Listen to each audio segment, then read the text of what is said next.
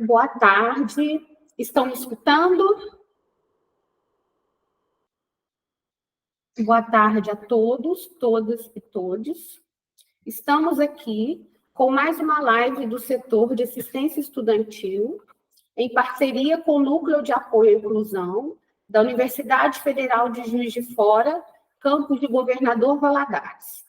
Para marcar os 10 anos de atuação do setor de assistência estudantil, vamos homenagear hoje as seguintes datas de abril. Dia 1º, comemoramos o Dia da Abolição da Escravização dos Povos Originários. Dia 19, que é hoje, Dia dos Povos Originários. E no dia 20, Dia do Diplomata. Vocês estão me escutando, gente? Perfeitamente. Perfeitamente. Aline, então o problema é no seu som. Aqui o pessoal está escutando bem. O tema de hoje é o acesso e a permanência de estudantes indígenas nas universidades. Para falar com propriedade sobre o assunto, nossa convidada de hoje é a doutoranda Kellen Natalice Villarva, que é indígena do grupo étnico Guarani Kaiowá. Nossa convidada Kellen Natalice possui graduação em Ciências Biológicas pela Universidade Estadual do Mato Grosso do Sul, concluída em 2017. É mestre em Biologia Geral. Alessandra, está mudo. Pela Universidade Federal da Grande Dourados, concluída em 2020, com pesquisa na área de conhecimento tradicional indígena, atuando principalmente nos seguintes temas: étnico-farmacologia de plantas e animais utilizados na medicina tradicional indígena.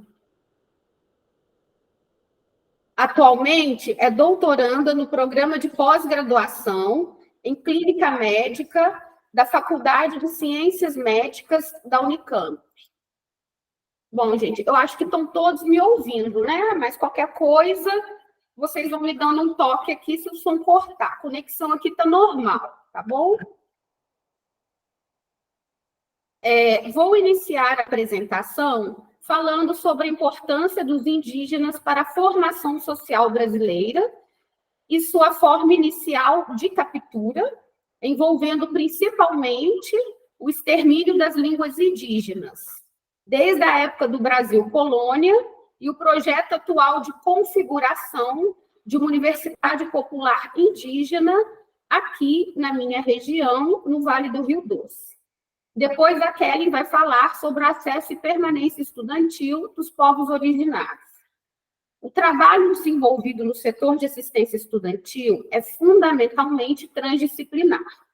E essa que vos fala é uma psicóloga, especialista em relações internacionais pela Universidade Federal do Rio Grande do Sul e estudante do último ano de graduação em Ciências Sociais na Universidade Estadual do Mato Grosso do Sul. E, portanto, a mesma universidade em que nossa convidada estudou. Viajo sempre ao Mato Grosso do Sul, pois minhas provas são todas presenciais e conheço bastante o estado, terra dos Guarani Kaiowás. Curiosamente, meu tema de TCC é na antropologia e desenvolvo uma pesquisa sobre a presença indígena nas redes sociais. Vou começar contextualizando historicamente a importância das datas mencionadas, 1º de abril, que é o dia da abolição da escravização dos indígenas, hoje, que é o dia dos povos originários, e dia 20, dia do diplomata. Essas 3 datas muito importantes para a formação social brasileira. Em seguida, vou falar sobre a luta indígena no nosso território, Vale do Rio Doce, que está em consonância com as bases da UFJF, campus de Governador Valadares, e depois passo a palavra à colega. Vítimas do trabalho forçado, da violência e perda da liberdade, os africanos não foram os únicos escravizados na época da invasão e colonização do Brasil. Alguns sites apresentam o dia 1º de abril de 1680 como o dia oficial da abolição da escravização indígena. Nesta data, o rei de Portugal publicou uma lei que acabava com o cativeiro dos indígenas no Brasil. Para o professor José Ribamar Bessa Freire, do Programa de Estudo de Povos Indígenas da UERJ, a lei foi mais uma pegadinha de 1º de abril e fez parte da constante luta entre colonos e jesuítas pelo controle da mão de obra nativa em nosso território. A abolição da escravização indígena ocorreu somente de forma definitiva depois por iniciativa do Marquês de Pombal. Só um minutinho que eu vou abrir meu material.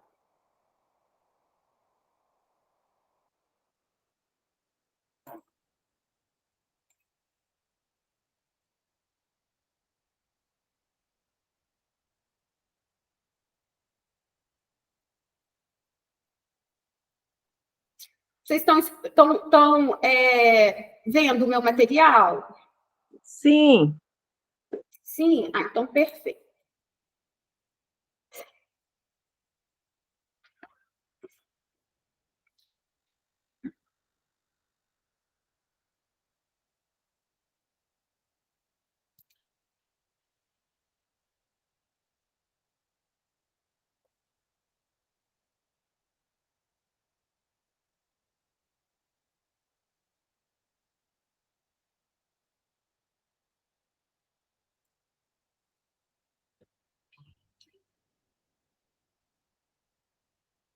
Sebastião José de Carvalho e Melo, Marquês de Pombal e Conde de Oeiras. Ele nasceu em Lisboa em 13 de maio de 1699 e faleceu em Pombal em 8 de maio de 1782.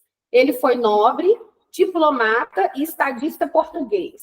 Atuou como secretário de Estado do Reino de Dom José I, que reinou em Portugal de 1750 a 1777. Carvalho e Melo, ou Marquês de Pombal, promulgou primeiro a lei que colocava fim na escravização indígena em 6 de junho de 1755, válida para o estado do Grão-Pará e Maranhão, e depois, em 1758, a medida foi ampliada por alvará para o estado do Brasil. Considerar a lei de 1680 como a da abolição da escravização indígena é, no mínimo, um erro de leitura, pois o texto da lei proibia escravização de novos indígenas, mas não libertava os nativos adquiridos antes de sua promulgação. Ela funcionava um pouco aos moldes como a lei do ventre livre.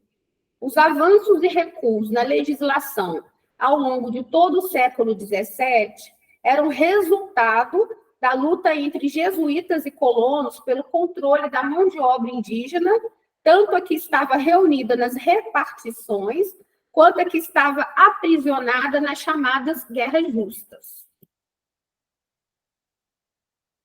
Segundo a lei de 1570, guerras justas eram aquelas autorizadas pela coroa ou pelos governadores, ou as travadas em legítima defesa contra os ataques indígenas. A lei de 11 de novembro de 1595 estabelecia que as guerras justas somente seriam feitas por ordem do rei. A participação dos jesuítas nesse embate que assolou todo o Brasil colonial acabou levando o público em geral a ver os padres daquele período como defensores da liberdade indígena. Apesar das condições de trabalho nas propriedades, nas ordens serem bem superiores do que nas dos colonos, não era verdade que os religiosos estivessem lutando pela liberdade dos povos originários.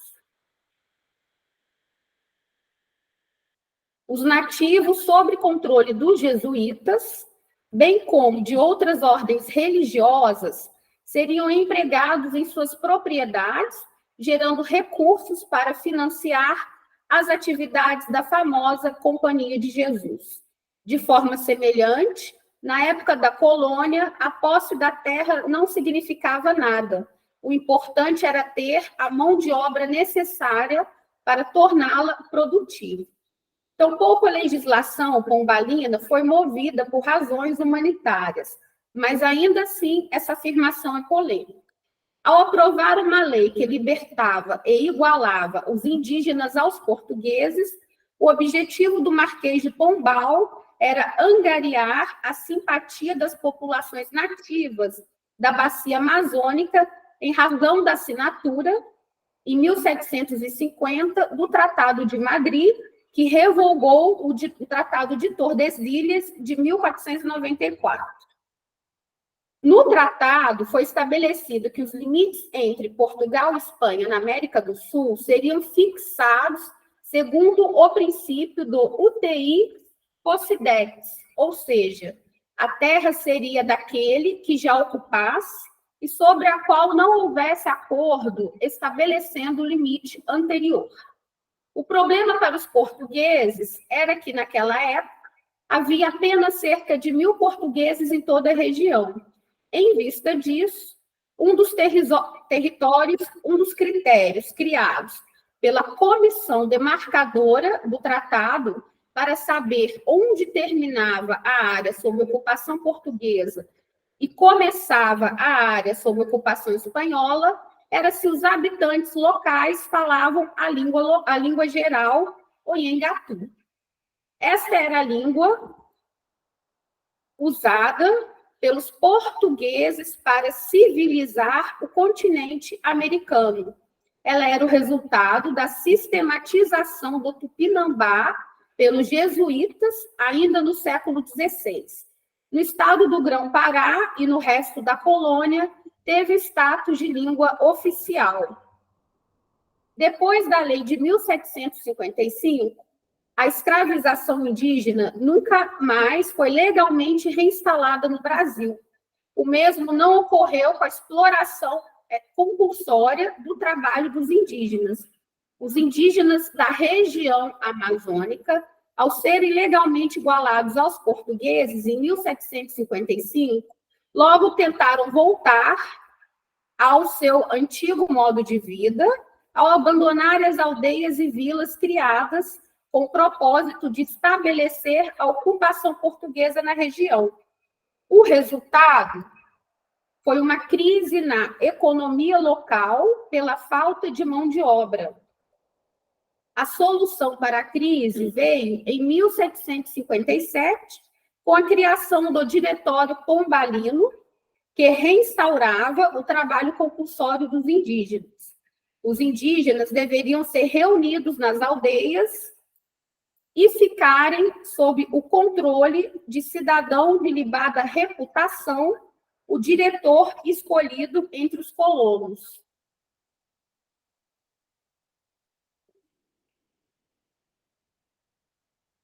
O século XVIII foi o século do iluminismo.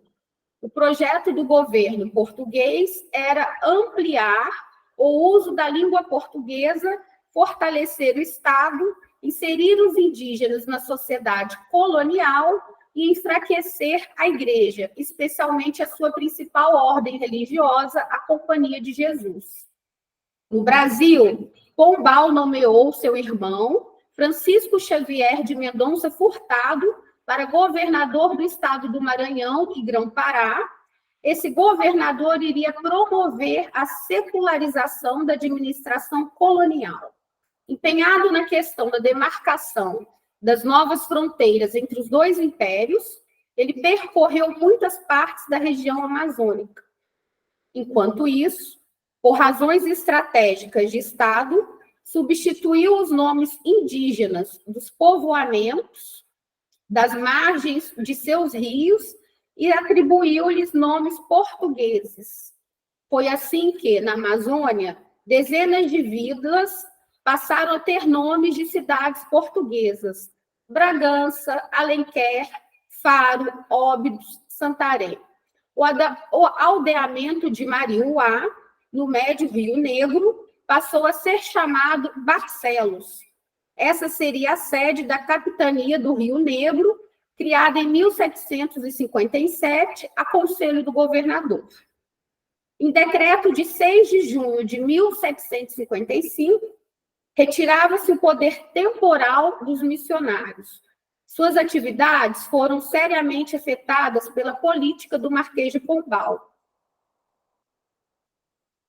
Eles perderam o controle da administração das aldeias, que então passaram a ser dirigidas por colonos, civis ou militares, que também ganharam o título de diretores dos índios. Os missionários foram, todavia, autorizados a ficar nos povoados para prosseguir com o trabalho de catequese e convencer os indígenas das cabeceiras dos rios e dos igarapés a virem instalar-se nas aldeias do Médio e Baixo Rio Negro. Ainda assim, ocorreu um sensível declínio do trabalho apostólico. Desse modo, o Marquês de Pombal teve esse duplo papel de abolir a escravização indígena, por um lado, e, ao mesmo tempo, fortalecer a presença do idioma português no Brasil, em detrimento das línguas faladas pelos indígenas. Atualmente, São Gabriel da Cachoeira, no Amazonas, é a cidade mais antiga do Brasil. Em suas ruas são faladas cerca de 20 línguas diferentes. É somente naquela região do país que ainda se pode ouvir falar a língua geral, ou Iengatu, ou tupi moderno. Ela é o último refúgio do idioma que, no passado, impediu o domínio da língua portuguesa em grande parte do solo brasileiro. A língua e a cultura são formas de resistência. E, atualmente, o povo Krenak, um dos povos originários do Vale do Rio Doce, pleiteia a criação da Universidade Federal Popular do Atu, em Governador Valadares, que seria fruto da emancipação da UFJF-GV. Vou colocar aqui 2 vídeos da Shirley Krenak sobre a proposta da criação dessa universidade e aproveitar para dar a notícia de que, na segunda-feira, dia 15, o governo federal publicou a portaria número 350, que instituiu o grupo de trabalho para subsidiar a criação e a implementação da Universidade Indígena no âmbito do Ministério da Educação.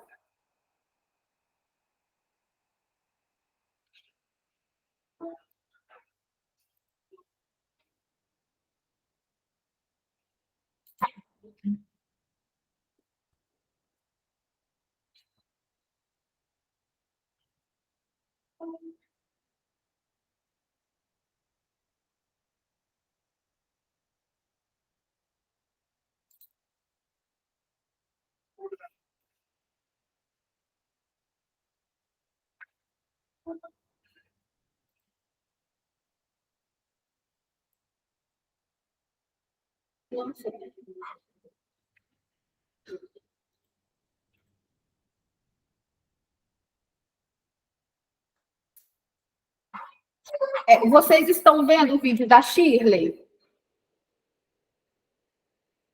Sim. Então, deixa eu rodar ele aqui, só um minutinho.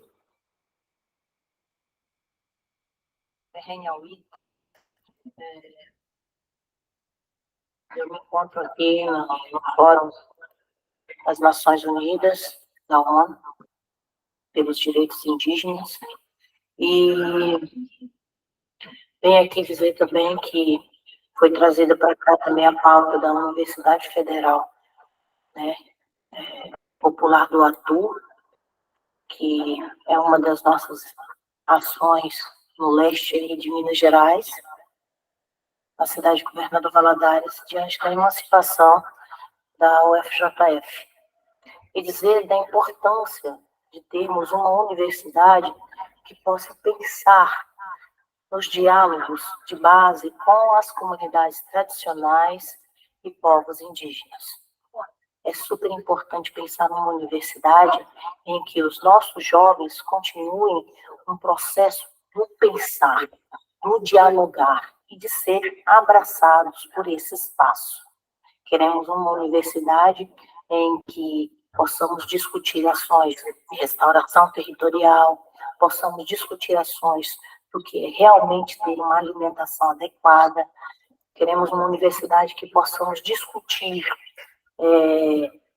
ações e projetos que possam trazer de volta águas poluídas, como é o nosso problema aí na região do Vale do Rio, que não é mais doce, através de todo o processo criminoso que a Companhia Vale de Mineração vem fazendo nas nossas regiões no leste de Minas.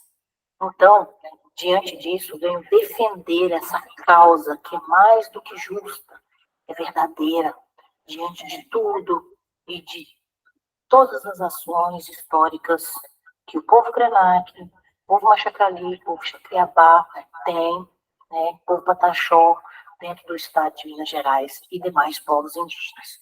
É super importante que você jovem, que você pai, mãe, que pertence a essa região, possa lutar também para que possamos ter uma universidade em que os jovens possam pensar, uma universidade em que os jovens possam ter espaço de fala para defender o que é de mais sagrado para todos nós, indígenas e não indígenas, que são as terras e as nossas águas sagradas.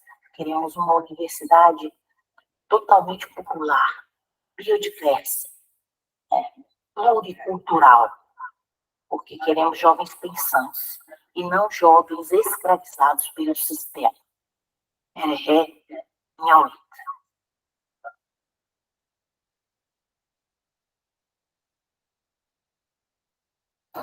E qual a importância de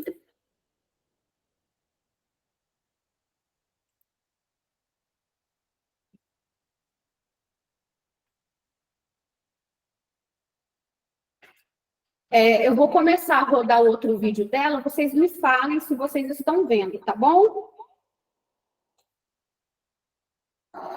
E qual a importância de defender o nome Universidade Federal do Atu? Então, nós temos um histórico muito grande na nossa região, né? O Atu é da língua do povo Krenak, do meu povo. Um povo muito antigo nessa região que sempre lutou, né, pelas ações ambientais de proteção territorial e de proteção dos rios sagrados. E uma universidade, ela, quando tem a missão de se levantar diante da base histórica da sua região, ela sempre pensa em valorizar aqueles que sempre estiveram na terra, que somos nós, povos indígenas. Então, por isso, sugerimos, né, diante da reunião que participamos, quando foi falada sobre essa questão da emancipação, sugerimos o nome Universidade Federal Popular do Atu, porque estaríamos valorizando todo o histórico da nossa região, estaríamos valorizando e respeitando todos os povos indígenas, não só do estado de Minas Gerais, mas também do Brasil. E, claro, através desse nome, iríamos aí traçar ações históricas, né, pautadas em uma reeducação dentro das instituições federais, estaduais, que trabalham com as ações educacionais. Essa é uma proposta maravilhosa, até porque seria a primeira universidade do Brasil a carregar também um nome indígena. E seríamos um exemplo para as demais instituições federais do nosso país. E estamos muito felizes de levar adiante, né, essa defesa do nome, essa defesa das ações de buscar disciplinas totalmente plausíveis e de acordo com a nossa região. Queremos jovens fazendo teatro, queremos jovens fazendo faculdade de música, queremos jovens fazendo cursos pautados nas ações ambientais, né? Porque a maioria das vezes, dentro das universidades, estão diversos cursos mais pensados para jovens estarem dentro de empresas de mineração, né, empresas que trabalham mais com agronegócio. Então, nós queremos também jovens pensantes, não jovens escravizados.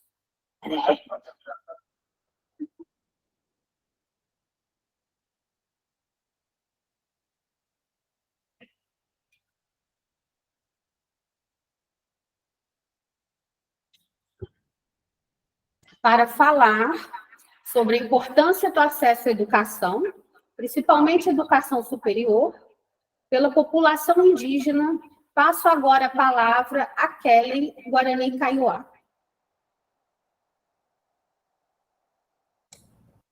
Boa tarde, muito obrigada, Alessandra. É um prazer estar aqui com vocês para falar um pouco sobre a educação superior, pós-graduação, né? Quanto tempo eu tenho, Alessandra? Pode ficar à vontade, temos até 5 horas. Tá, mas tá bom. Vou deixar um tempo também para perguntas, para interação, se alguém tiver alguma consideração, né? E você também fique à vontade, se quiser. Eu já tenho aqui um pacote de perguntas. Imagino. Muito interessante essa sua introdução e esses vídeos da Shirley, né? Acho que é Shirley. Shirley Krenak. Mas, enfim, a Alessandra falou um pouco do meu currículo, né? E tem muitas coisas que não vão no currículo, e eu gosto muito sempre de falar. Eu sou neta de lideranças indígenas, meus bisavós foram lideranças indígenas, são lideranças indígenas, meu bisavô ainda está vivo.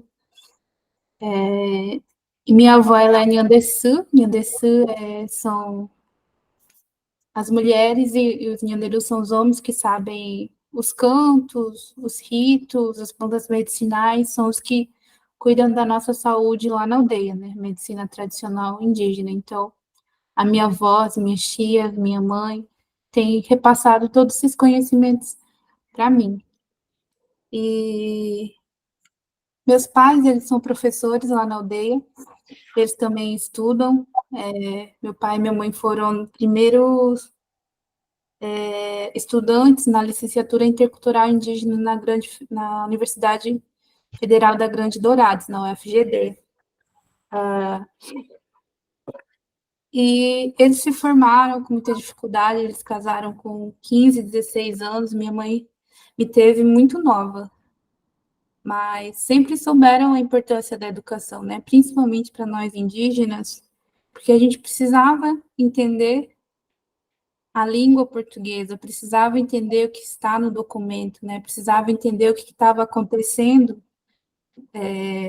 nos nossos territórios, e muitas vezes o acesso ao português dificultava tudo, o fato de ser em português. Meus avós sempre falavam, né, para os seus filhos, para os meus pais, estudem, porque a gente precisa que você se forme e entendam português. Meus avós, eles mal terminaram o ensino fundamental, mas eles falavam isso, apoiavam o estudo.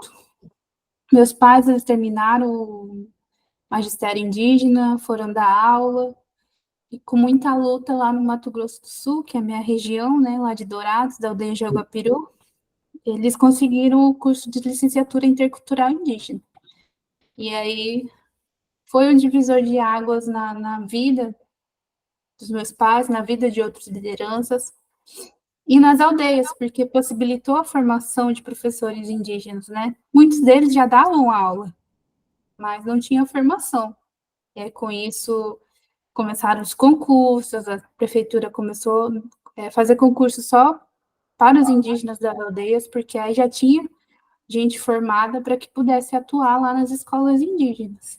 E eu estudei na escola indígena, né? A escola indígena, ela traz toda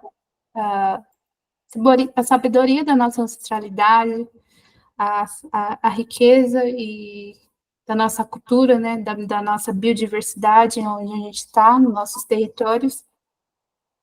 E a escola indígena, ela tem um diferencial, né? De trazer essa importância da língua, das roças, da natureza, do meio ambiente.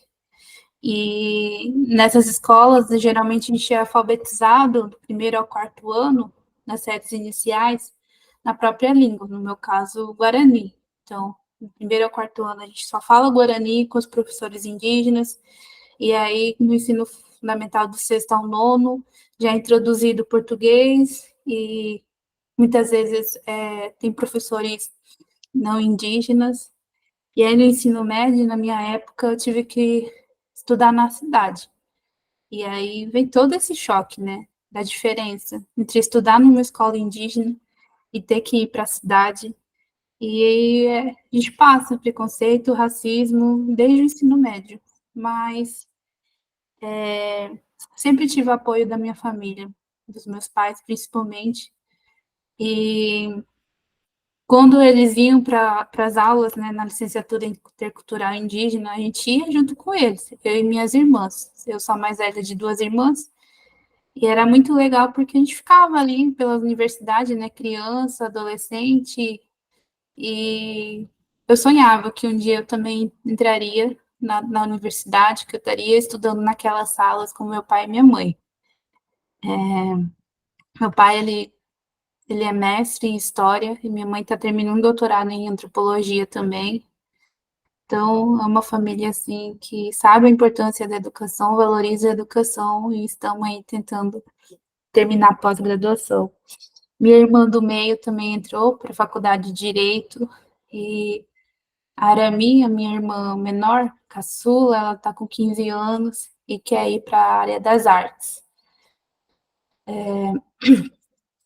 E aí, né, eu fiz a graduação na UEMS, então eu vou trazer coisas assim, na prática, né, como que é ser um estudante indígena, a importância das políticas públicas, a importância das cotas, trazer isso de uma forma prática, me dando como um exemplo, né, de mulher indígena, de jovem indígena. Eu sempre tive um sonho e a certeza de seguir a carreira acadêmica. Sempre falava, sempre, desde que eu entrei na biologia, eu pensava, eu quero fazer mestrado, eu quero fazer doutorado, e quem sabe um dia dar aula em alguma universidade. Eu tentei o vestibular para medicina, mas foi mais porque eu terminei muito jovem, né? E aí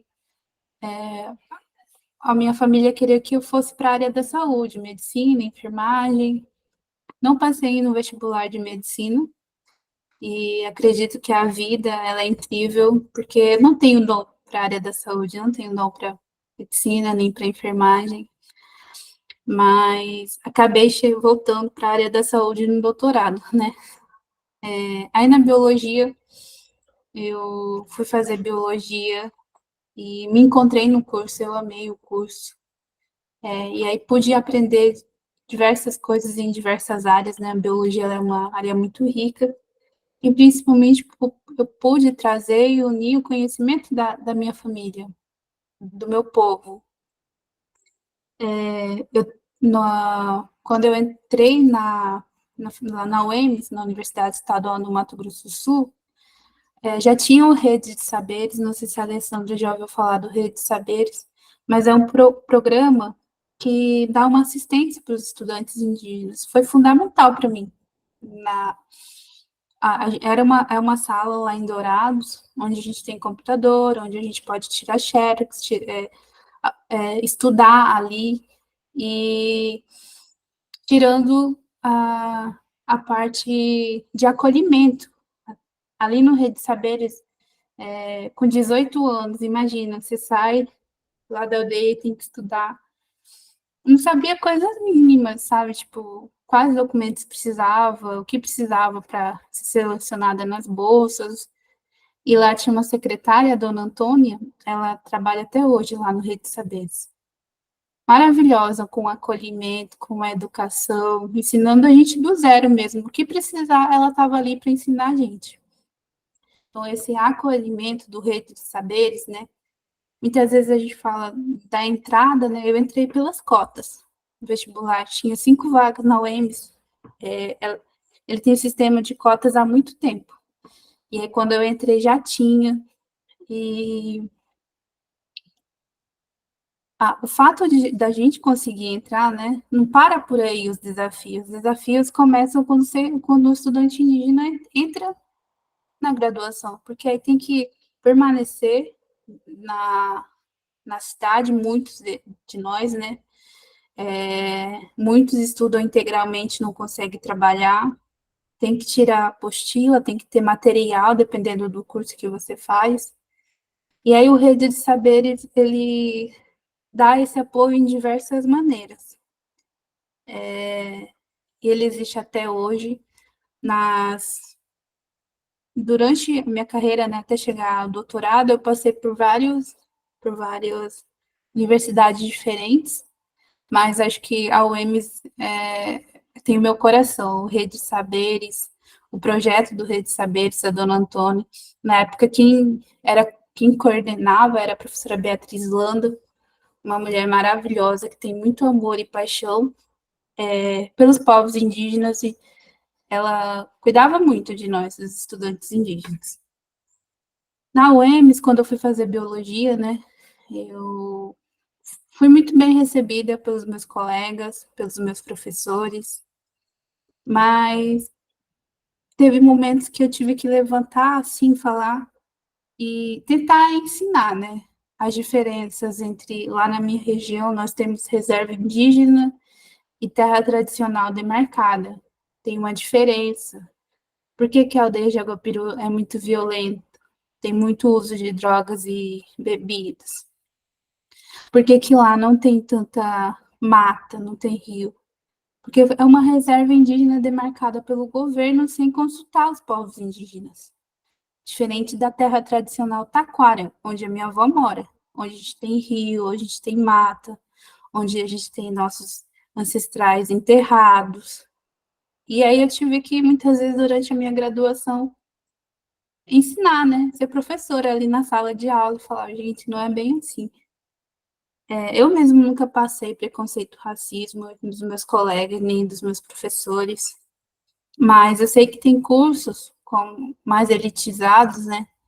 Que era muito difícil para outros estudantes indígenas. No Rede de Saberes, às vezes a gente, no horário do almoço, ou no fim da tarde, a gente ia se reunir para esperar o ônibus, para voltar para a aldeia, e aí a gente escutava esse desabafo de outros estudantes indígenas de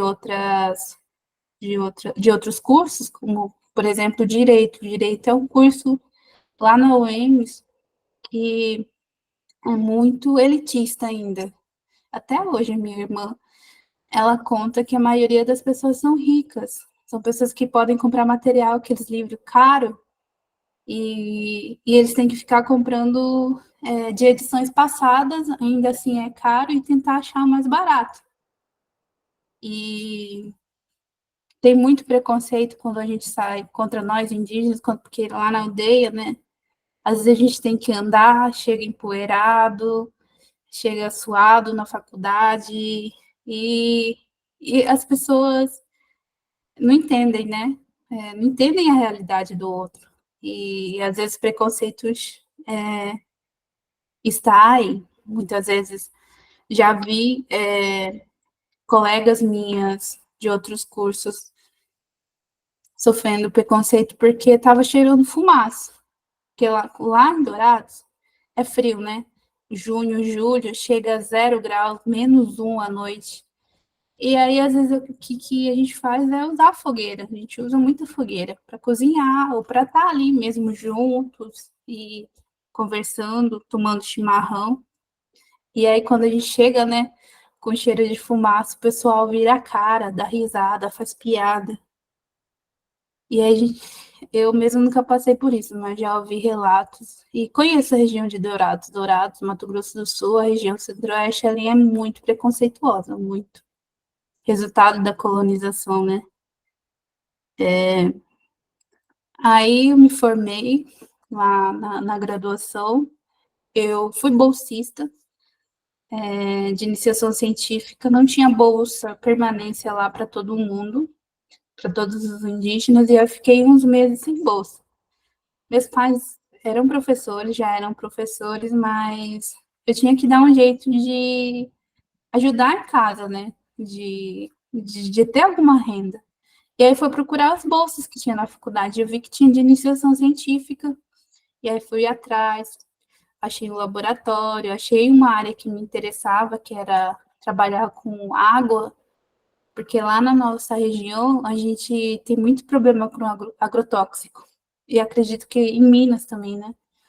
É agrotóxico para todo lado, e às vezes passa avião passando assim, agrotóxico passa em cima da gente ali, nos nossos territórios, em cima das crianças. E aí eu sempre tive a certeza que eu queria trabalhar com água, ou plantas medicinais, que eram duas coisas que eu poderia trabalhar na biologia e me chamava muita atenção.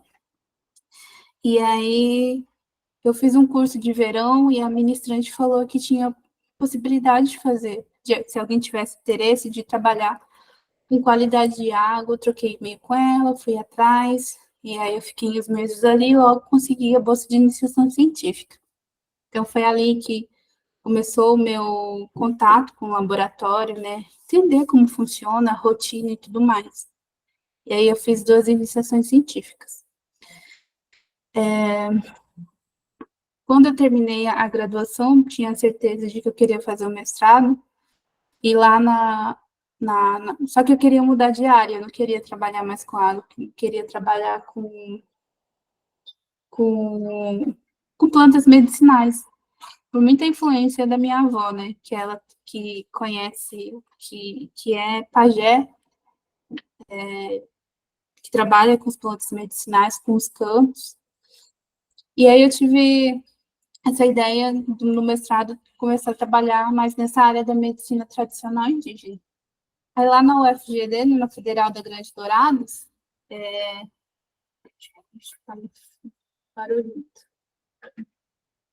lá na Federal da Grande Dourados, tinha cotas, eu vi que tinha uma vaga para indígena, e eu fui a única, durante a seleção, a única indígena. Na época não tinha ainda, até hoje, são poucos estudantes indígenas que vão para pós-graduação. Muito se dá pela dificuldade que a gente passa na graduação, né? E aí se formam, muitos falam, não, não quero fazer pós-graduação, já sofri bastante, já tá bom, não vou fazer mestrado. Mas como eu queria, eu fui, tinha cota, aí eu fui mais para a área da medicina tradicional indígena, ali na UFGD, e fui bolsista da CAPES. Foi essencial para minha permanência no mestrado, porque é dedicação exclusiva, né? Antes de entrar no mestrado, no final da biologia, fazendo estágio, eu estava dando aula, mas aí eu tive que parar de dar aula para mim entrar no mestrado, porque lá ia ter bolsa. Dava aula na aldeia. No mestrado, então, eu fiz mestrado em biologia geral, na área da medicina tradicional indígena, trabalhando com um remédio que a gente usa para cicatrização de pele, para dor de garganta, e foi uma experiência muito boa. Sempre com o apoio da minha família, com o apoio dos meus pais. E aí, no doutorado,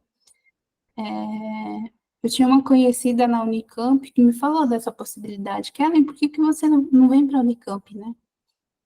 E eu nunca morei longe da minha família, sempre morei com os meus pais, sempre morei no Mato Grosso do Sul. Fiquei pensando se era realmente isso que eu queria. Não conhecia nenhum professor na Unicamp. Aí me falaram de professor que trabalhava com plantas medicinais, eu fui ver quem que era, olhei o currículo e fiz a seleção durante a pandemia, então foi tudo online, e eu passei.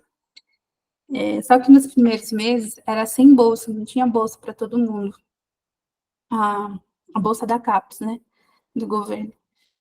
E ainda bem que durante esses meses que eu fiquei sem bolsa, eu estava na aldeia por causa da pandemia. As aulas eram online e não tinha necessidade de me mudar para Campinas. Aí eu fiquei na aldeia mesmo, fazendo as aulas online, até que em 2022 tudo voltou presencial, e aí eu fui para para São Paulo, me mudei. E foi assim, foi um choque para mim. A mudança, né, do ambiente, a mudança da alimentação, morar sozinha foi bem difícil para mim. Eu fiquei doente várias vezes, assim. Acho que tanto pelo psicológico, mas pela mudança do ar, pela mudança da alimentação. E mas eu fui buscando formas para me ficar bem. A gente formou o coletivo das mulheres indígenas da Unicamp. A gente jogava bola, se reunia, fazia café, e aí a gente acabou formando uma família lá, um coletivo indígena. Aí nós temos o coletivo geral e o coletivo só das mulheres, onde a gente se dá apoio, acolhimento, se alguém passa por alguma situação, a gente denuncia.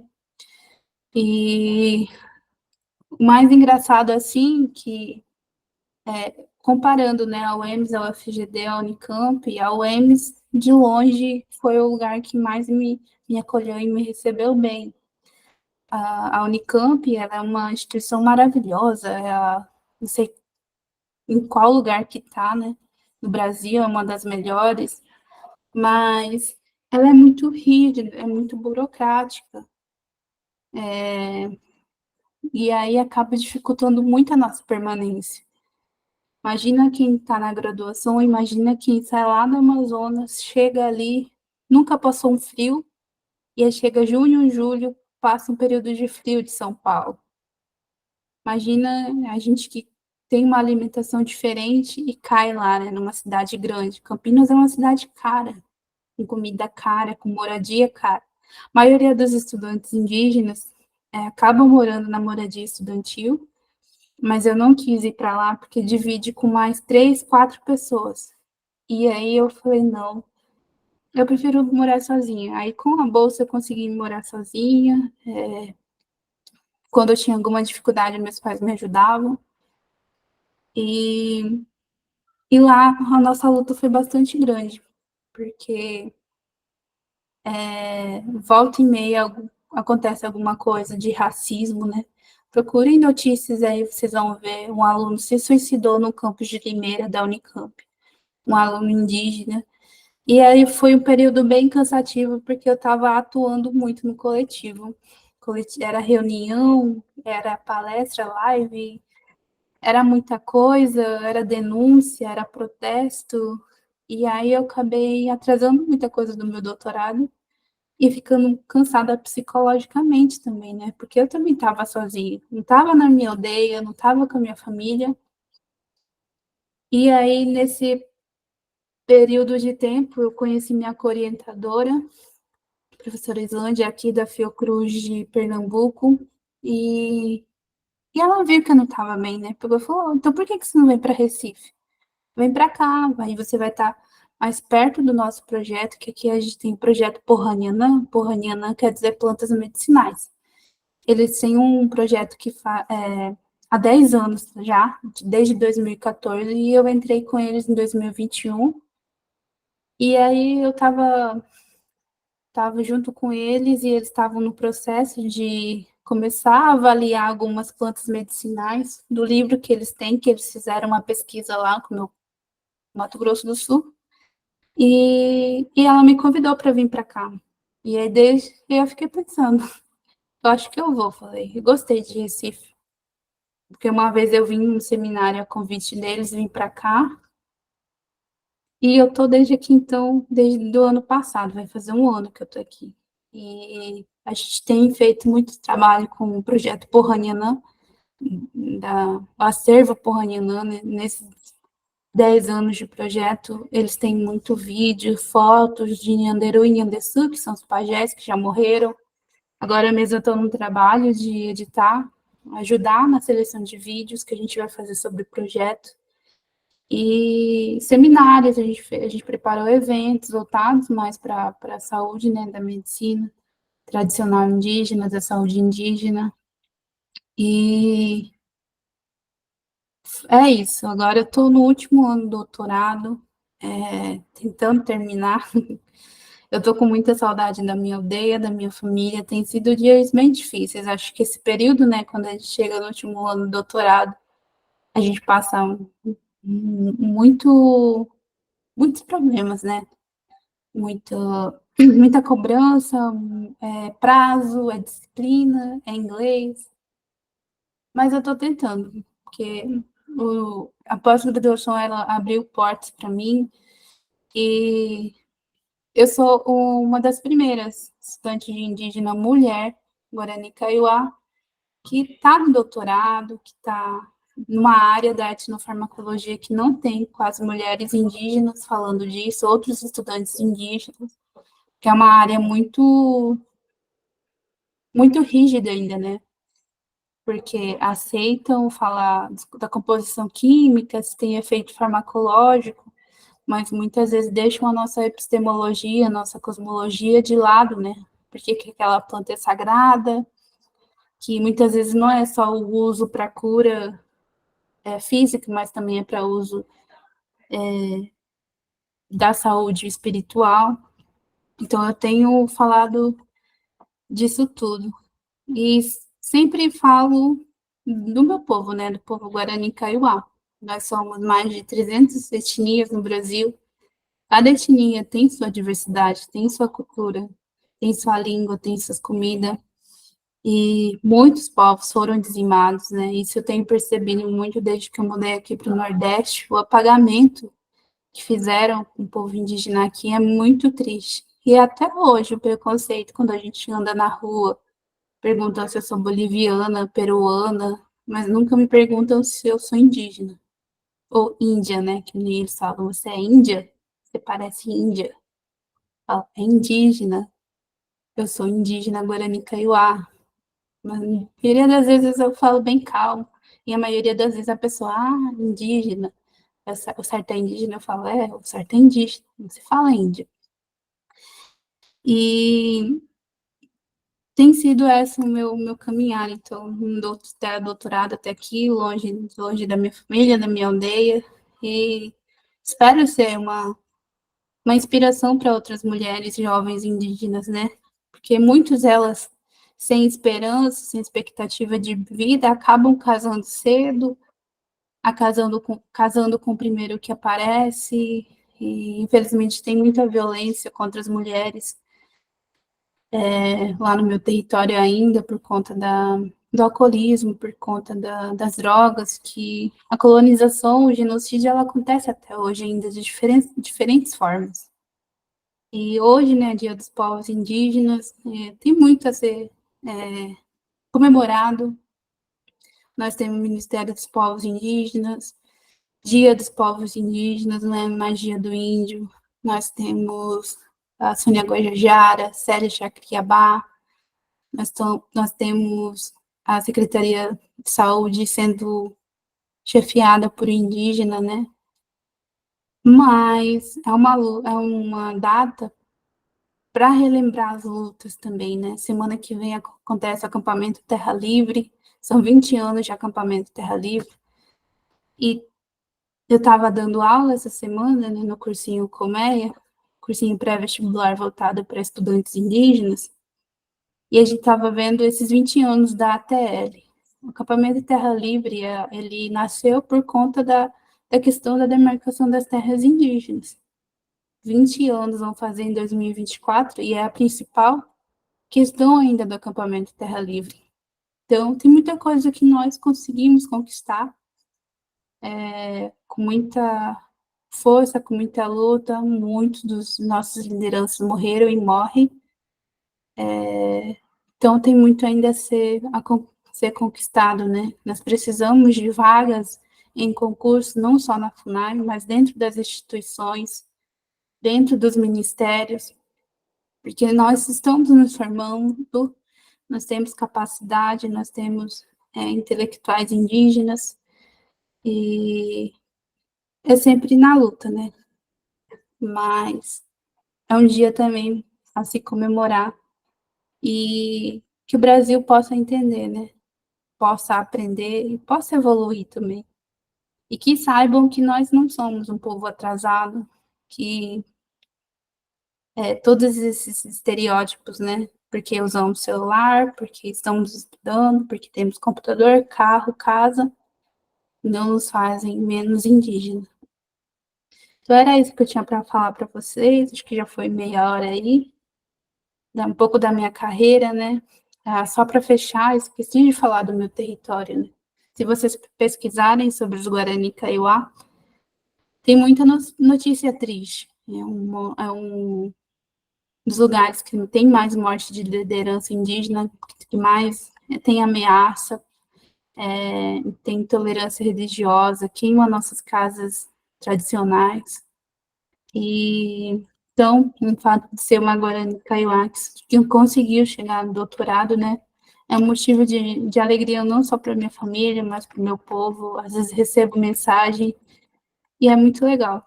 Falo, a Kellen conseguiu, a gente consegue também. Tem uma aluna minha que eu dei aula para ela, eu tinha 21 anos, 22 eu acho. Agora ela tá fazendo biologia também, então é uma alegria muito grande poder ver outros jovens indígenas, né, sonhando com a possibilidade de chegar na pós-graduação. Quem sabe um dia a gente consiga estar dentro das instituições também como profissionais. É isso, Alessandra.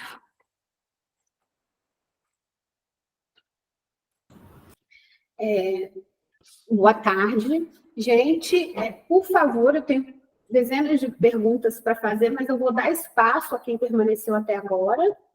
Quem quiser perguntar alguma coisa a Kellen, referente à trajetória, né, do que ela expôs aqui, fiquem à vontade.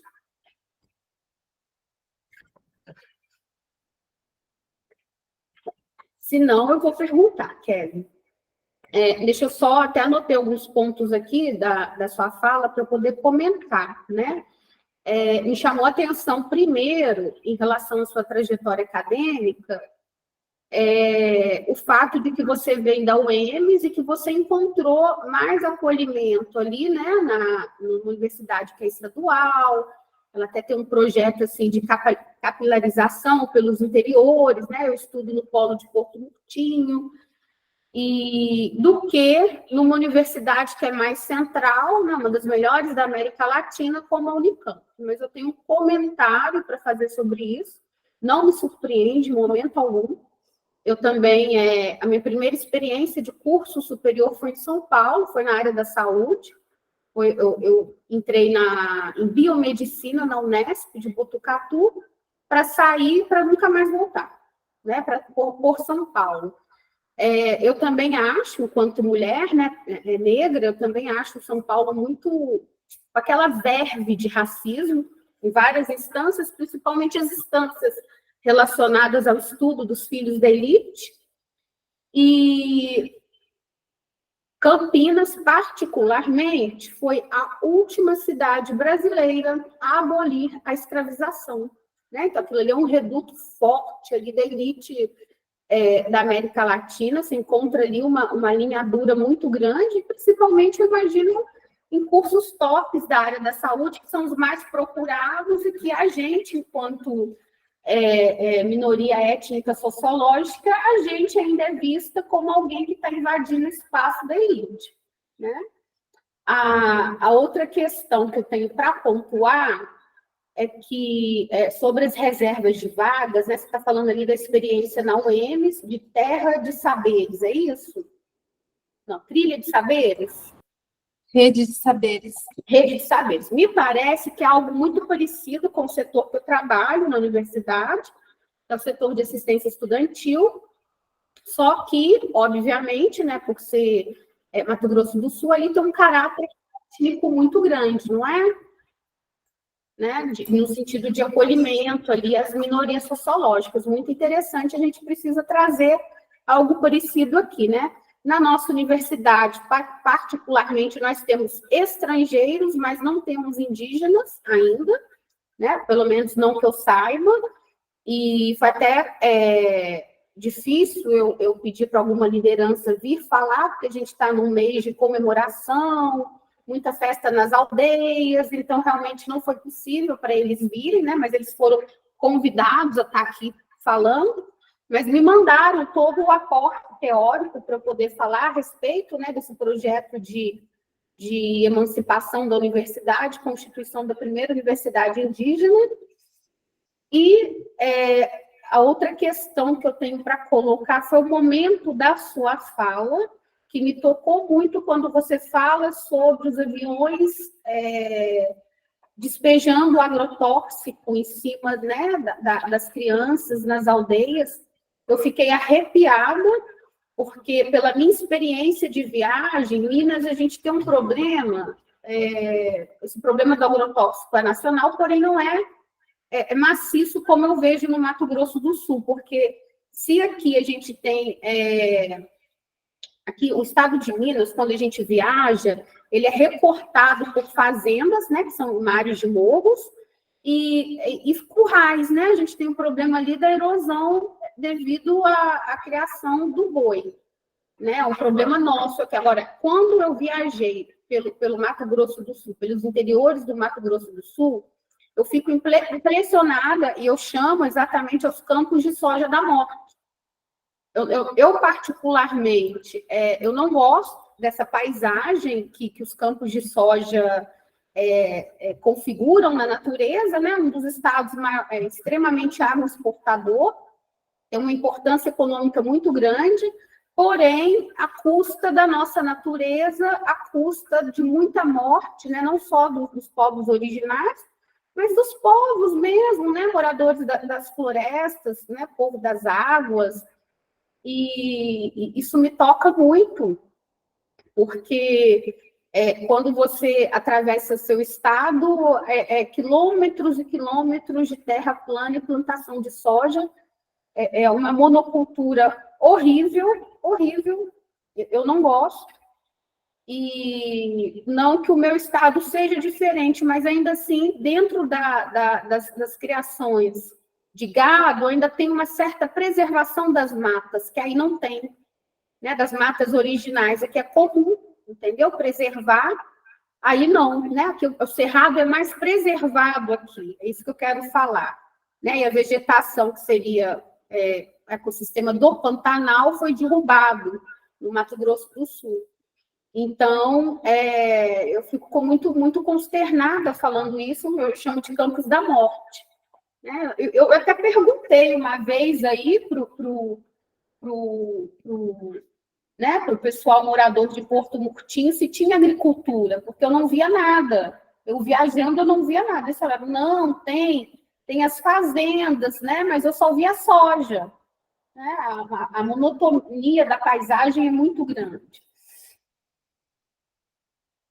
E sobre a reserva de vagas, né? Minha última pontuação é que aqui na UFJF, quando você me fala da dificuldade de permanência na pós-graduação, particularmente aqui na UFJF, a gente só aprovou em 2021 a reserva de vaga nos programas de pós-graduação. Então, é muito recente, a gente ainda não tem uma cultura de formação de população, né, das minorias nas pós-graduações.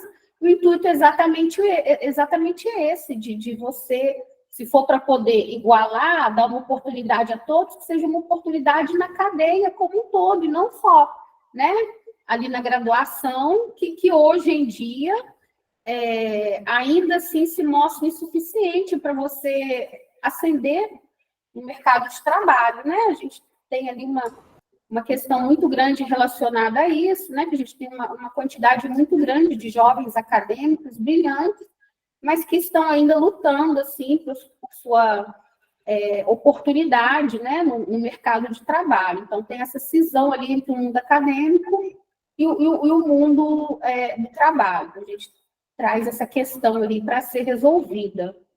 Sim. Na UEMS e na UFGD, a UFGD e o UEMS de Dourados são ali grudados, não sei se você sabe, só atravessar a rua, né? Eu entrei por cotas, mas em doutorado na Unicamp foi sem cotas, não tem cotas lá na Faculdade de Ciências Médicas na pós-graduação. Na verdade, nas pós-graduações da Unicamp toda são pouquíssimas. Eu sei que na área de educação tem, acho que nas áreas mais de humanas tem, mas são poucas, muitas poucas vagas nas pós-graduações. Eu acredito que no Brasil todo, né? Então, Isso daí de caso pensado. É de caso pensado. Quando foi aprovadas as reservas de vagas aqui, não é incomum eu escutar, principalmente de professores da área da saúde, que bastou a reserva de vaga, que inclusive eles eram contra também durante o período de discussão e implementação, mas para eles, a reserva de vaga na graduação corrige um problema que é histórico, estrutural e social. Não corrige, né? Por exemplo, semana passada, tive que apresentar uma disciplina em inglês. Eu falo guarani, falo português, falo um pouquinho de espanhol, porque lá a gente está na região de divisa com o Paraguai, na região de Dourados, né? E aí querem que eu apresentasse em inglês. Eu treinei bastante, muito, muito, muito. Consegui apresentar, mas na hora das perguntas eu me enrolei. E o sentimento que você fica, o sentimento que eu fiquei foi de, tipo, é tão difícil chegar até aqui, passei tanta coisa para me conseguir chegar no doutorado, ainda tem que passar mais essa. É muito difícil. E aí imagina outros estudantes indígenas, né? Eu falo bem português, mas muitos de nós, estudantes indígenas, não falam bem português porque falam suas línguas originárias dentro da casa, dentro da aldeia. E aí usa o português quando vai para a cidade, ou vai para a faculdade. E óbvio que o português não vai ser bom. É a mesma coisa que tentar exigir de um estrangeiro que fale sem sotaque, fale bem o português formal, mas não, acho bonito o sotaque do estrangeiro. Ele pode errar. Agora vai eu, né, numa disciplina, um doutorado, e foi assim, eu saí bem frustrada, chorei muito, mas eu falei, já foi. Espero conseguir passar como uma média, qualquer média, porque era a última disciplina que eu precisava. E é isso. Os desafios são gigantescos ainda, né? Uhum. Eu tenho mais uma questão, Kellen. Quando você colocou a respeito da demarcação de território para o povo Guarani-Kauá, essa demarcação ela já é terminada, ela está em processo, né? Em algum determinadas regiões ainda, ou realmente o governo deu as piores terras, a semelhança ali dos Estados Unidos com os indígenas de lá? Foi semelhante, mas isso foi, não sei em qual governo, foram criadas 8 reservas indígenas principais lá no Mato Grosso do Sul. O que aconteceu? Muitos não aceitaram ir para essas reservas, né? E começaram a luta pela demarcação das terras indígenas. Continuaram ou voltaram. Muitos moraram na beira de estradas, como meus avós, e em algum momento iam lá fazer retomada, onde era o conflito armado mesmo, onde o meu avô morreu, inclusive. E esse cenário é até hoje, até hoje. A maioria das terras não estão demarcadas. E está nesse processo, está tudo parado, não temos previsão, não temos nenhuma resposta de como está, e tem sido só na força mesmo, na força em continuar ali, enfrentando. Em muitas das áreas de retomada não tem escola, não tem saneamento básico, não tem nem atendimento de médico. A CESAI, ela não atende a CESAI, a Secretaria de ADCEI, né, Distrito de Saúde Indígena, ela não atende nessas áreas de retomada, só atende nas áreas de reserva e nas poucas aldeias que foram homologadas e marcadas. Sim. O seu povo, além do povo Yanomami, é um dos povos que mais saem notícias na imprensa a respeito desse conflito, né, das mortes dos povos das florestas, dos conflitos com poceiros, né, não sei nem o nome, com sociopatas da terra, né? Para mim são sociopatas da terra, né? Essas pessoas que querem chegar, se apossar, destruir o habitante originário, e eu fico impressionada com essa situação. É uma situação tão grave quanto as dos Yanomamis. É bem triste mesmo o que está acontecendo com eles, né? E tem estudos saindo, né, sobre contaminação de mercúrio, né? É horrível, terrível, é desumano. E aí, muitas vezes, as pessoas dão atenção às guerras que estão acontecendo Lá que são, fora. que são importantes também. A gente tem que dar atenção, sim, mas tem que olhar o que está acontecendo dentro do Brasil, né? Sim, aham. Você falou exatamente isso. O processo de colonização não parou, né? Quando a gente estuda Brasil colônia, a gente não sabe que é uma luta que ainda ocorre ainda nos interiores do Brasil, né? No Brasil profundo. Exatamente. Né? Essa questão da invasão da terra, né? Da expulsão do habitante original, você está falando, né? Das casas que são queimadas. Isso. Tem, para quem quiser saber mais, né, tem o Instagram da Iguaçu, que é o órgão, a Assembleia, né, a organização tradicional do meu povo, e lá, volta e meia, a gente coloca notícias sobre o que está acontecendo lá no território.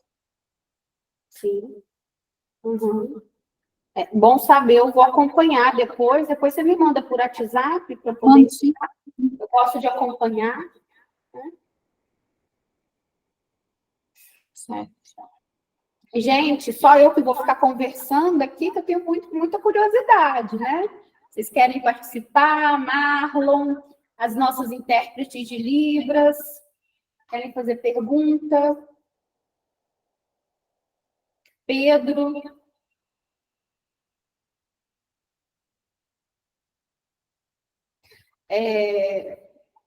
Aqui, a Universidade Federal, ela está em greve, né?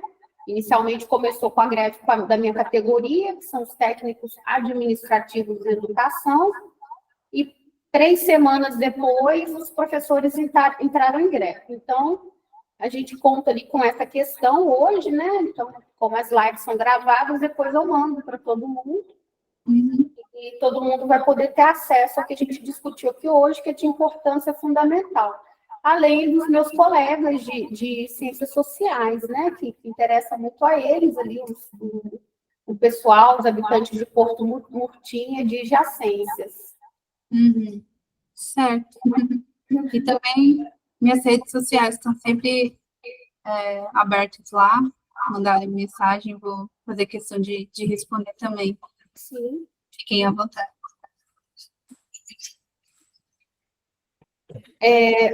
Kelly, quando você coloca, né, que você fala vários idiomas e está tendo ali um esforço, uma tentativa atual de colocar uma cadeira na USP do estudo do idioma de Engatu. Isso não é, ali na Unicamp, isso não foi, ou ali onde você está atualmente, que é a Federal do Pernambuco, né? Oi? Você está atualmente na Federal do Pernambuco. Eu estou na Fiocruz aqui, de Pernambuco, na João Magalhães. Ah, tá. Uhum. Mas é em Recife. É em Recife. Sim. Não tem um projeto para valorizar a língua dos povos originários, mesmo que seja na área da saúde?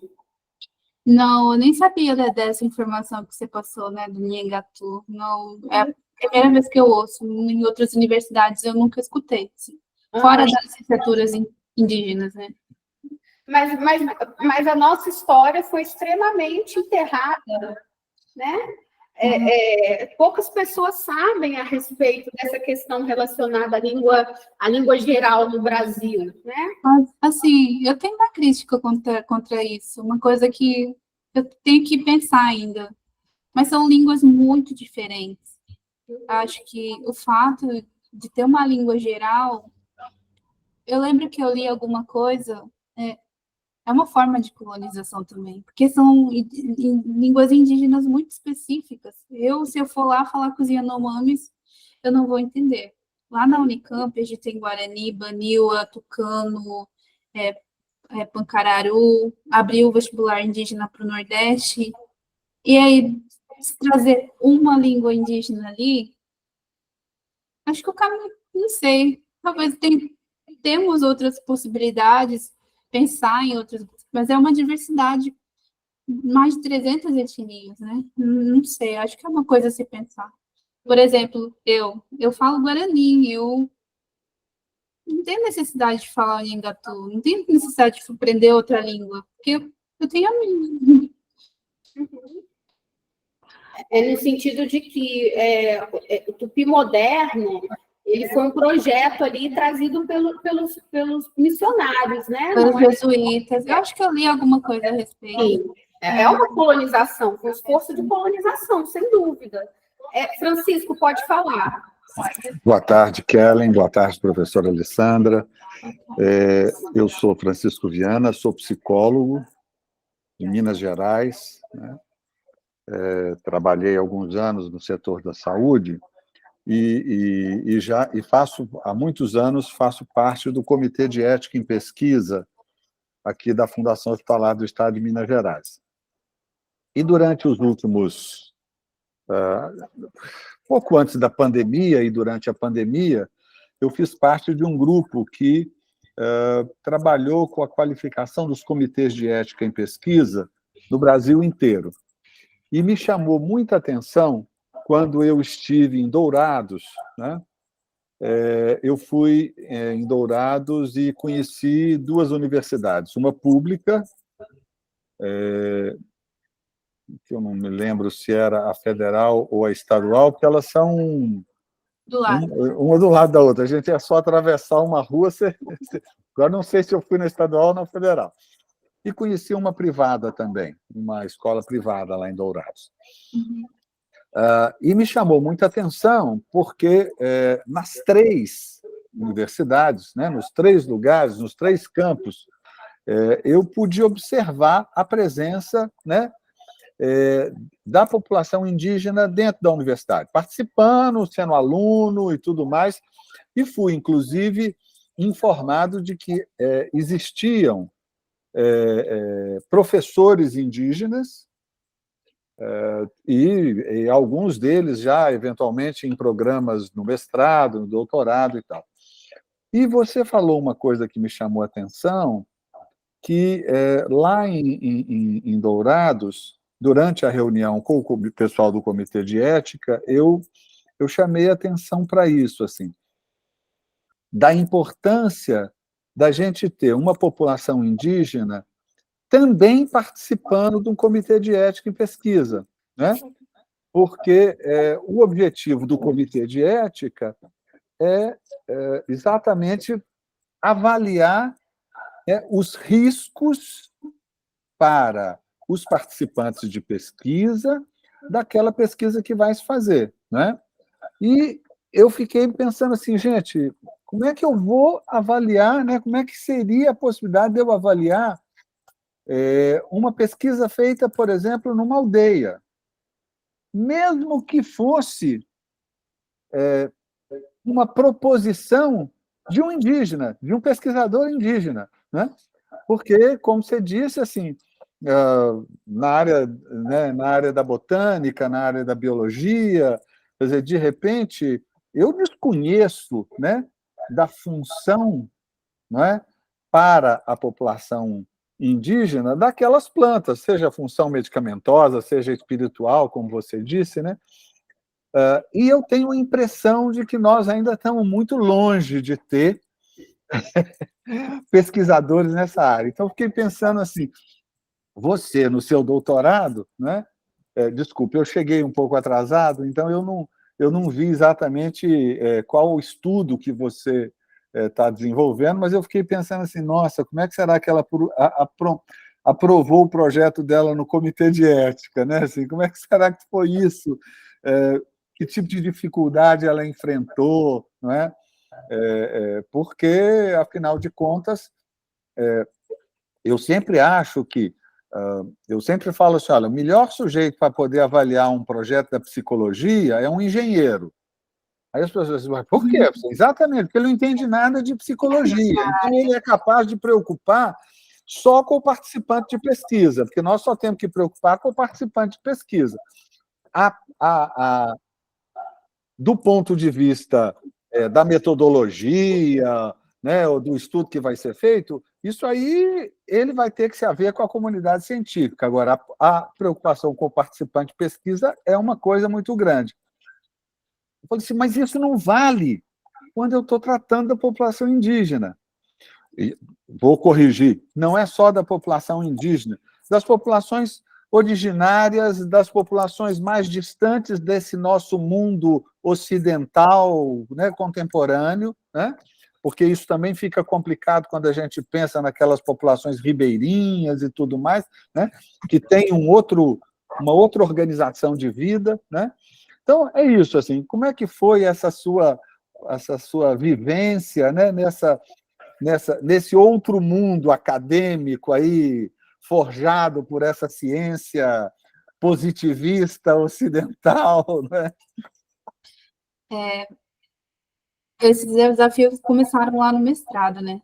Que eu lembro na época, acho que não me lembro quando que aprovaram o CIGEM, e aí tudo que pelo menos na minha área, tudo que é pesquisa relacionada com biodiversidade, né? A genética e povos tradicionais tem que ser colocado na plataforma, né? Uhum. E aí veio exatamente essas questões, né? E eu ficava assim, eu ficava questionando muito.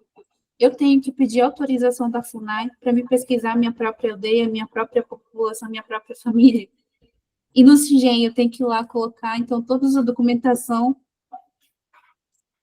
Mas eu sou parte dela, eu não sou um pesquisador que está saindo, que está entrando. Vou lá fazer pesquisa e vou embora? Não, eu sou de lá. Mas no mestrado, para conseguir ser aprovado, eu tive que colocar tudo, com todo mundo. Uhum. E eu acredito, assim, que essas burocracias, sim, a gente tem que passar, por conta da ética, por conta da segurança, do conhecimento, por todos os lados. Hoje em dia, a gente tem bastante pesquisadores indígenas, já temos, em maioria, umas áreas das humanas, né?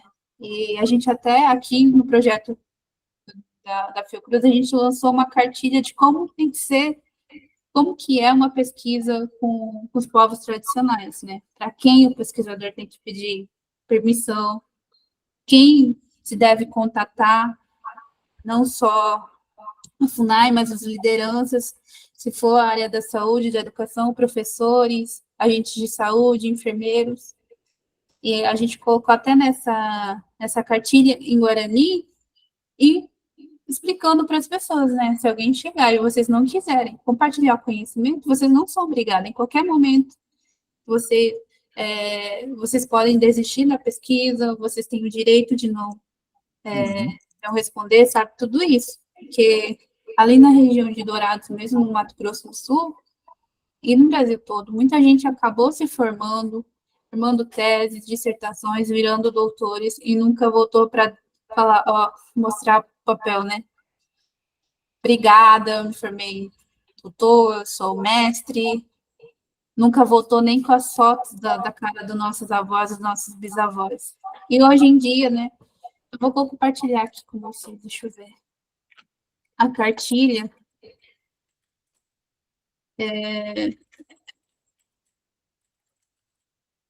para a gente explicar tudo isso, né? Que hoje em dia tem pesquisadores indígenas, então incluam pesquisadores indígenas dentro da pesquisa de vocês. Incluam nos comitês, né? Esse aqui, a cartilha. E no doutorado foi a mesma coisa. Tive que colocar todos os documentos exigidos pelo comitê de ética, e até comitê, talvez eu fazer análise com experimento animal, e não tem como fugir dessas burocracias. Quem sabe com a formação na universidade indígena, com uma rede de pesquisadores indígenas, é uma coisa que eu tenho pensado muito, uma rede de pesquisadores indígenas, se a gente tivesse uma plataforma, né? Acho que iria facilitar. Região Centro-Oeste, tem especialistas em tal área, em tal aldeia, em tal região, então vamos contatar eles, vamos chamar eles para fazer parte da nossa pesquisa, do nosso comitê. E eu acho que até facilitaria para o próprio Estado, né? Nos projetos, políticas públicas. Estamos caminhando ainda, tem muito chão. Mas... A pensar, desculpa te interromper, Kellen, é que, na verdade, eu acho que a ideia de ter uma rede é muito boa, mas eu não gostaria que vocês tivessem um comitê sem vocês. Eu quero vocês nos incomodando, você entendeu? Nós precisamos de vivenciar essa experiência de relação com esse povo que já estava aqui depois é que nós chegamos aqui, né? Eu sei da minha origem portuguesa, se vocês fizerem um comitê de ética para poder avaliar só o projeto de vocês, nós não vamos aprender nunca, você entendeu? É verdade. E nós precisamos de aprender para poder, inclusive, dizer como é que a gente lida com isso, né? De uma maneira correta, né? Não estigmatizante, não segregacionista, quer dizer, e isso é fundamental que a gente esteja juntos, né? Você tem como mandar essa cartilha para mim? Coloquei aqui nos comentários. O primeiro é a cartilha da Acervo Eu consigo te mandar isso. Ah, tá aqui, já achei. Tá. Eu vou abrir. Porque eu continuo, apesar de aposentado, eu também fui professor universitário muitos anos, e apesar de aposentado, eu continuo no comitê de ética lá da Fundação Hospitalar, onde eu trabalho, aqui em Minas Gerais, né, aqui em Belo Horizonte. E essa é uma discussão que sempre me chamou a atenção. Olha, nós precisamos de aprender como é que lida com isso, não é? Exato. Porque a CONEP, né, a Comissão Nacional, ainda lida com essa ideia de que tem que pedir autorização lá na FUNAI. Mas peraí, gente. Nós queremos autonomia para a população indígena e, ao mesmo tempo, vamos continuar fazendo, né? Mas tem alguma coisa que nós precisamos de parear nessa história, de fato, porque também não podemos, de uma hora para outra, começar a invadir, né? Essas regiões tradicionais, fazendo pesquisa à torta e à direita, sem esse compromisso de retorno, não é? Que é uma coisa fundamental. Muito, né? Sim. E, ao mesmo tempo, queremos autonomia, queremos que eles sejam respeitados como população brasileira, queremos que eles sejam respeitados como pesquisadores, como participantes de pesquisa, né? E tudo isso, né? Exato, concordo, super concordo, professor. E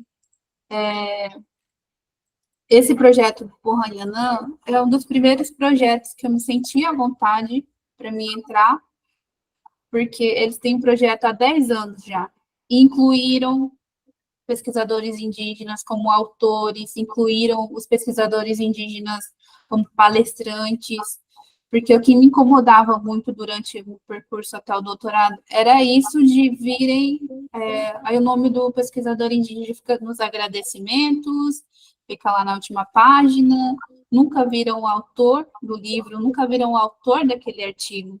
E aí, nesse projeto, né, do Pohanianã, junto com os pesquisadores, a coordenadora, a professora Islândia, e são 10 anos, e temos estudantes indígenas que entraram bem novos, agora já virou mestre, tem esses 2 livros que o projeto tem, estamos aí trabalhando com um acervo ainda gigantesco, e os outros pesquisadores indígenas foram formados para trabalhar na curadoria indígena desses arquivos.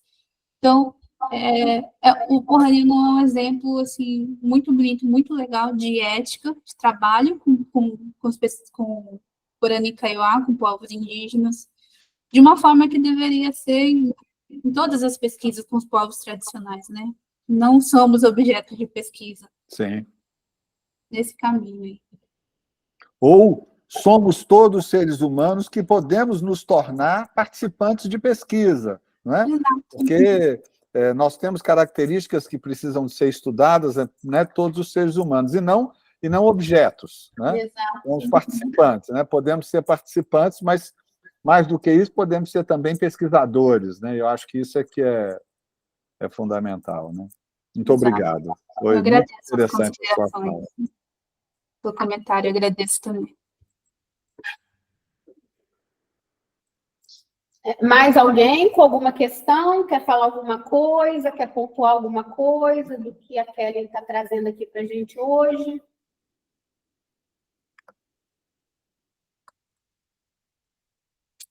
Acho que podemos encerrar, então, Alessandra. Tem que... Eu agradeço a presença de todos. Kelly, muito obrigada, tá? Eu não gosto do sistema de pedagogia de evento, não é o que eu tenho feito, não, tá? Eu tenho lançado aqui determinadas discussões e que eu pretendo continuar ao longo do ano, né? Convidando e reatualizando isso. Obviamente, eu sigo um calendário de data comemorativa, mas tem pautas e pautas, eu vou estar te convidando novamente, Kelly. Tem muita coisa aqui que eu acho que precisa ser aprofundada, né? Quando a gente fala ali dessa questão da invasão, da luta pela terra, eu vou estar te chamando novamente aqui para falar conosco, tá bom? Tá bom, Alessandra. Agradeço a oportunidade. Sempre bom ter esses espaços, né, para a gente trocar ideia. Eu aprendo muito também. E fazer essa diferença, né? Levar um pouco do conhecimento dos povos tradicionais, que a gente deve ser respeitado. Os conhecimentos tradicionais indígenas estão nas ruas, estão nos medicamentos, nos alimentos, e a população brasileira ainda não desconhece e tem preconceito, né, contra isso. Muito obrigada, Alessandra, mais uma vez, parabéns pelo trabalho, obrigada a todo mundo que está aqui ainda. Nós aqui agradecemos. Sim, Francisco, muito obrigada pela sua contribuição. Agradeço a participação de todos e das nossas intérpretes de Libras, Jussara e Daniela. Boa tarde a todos.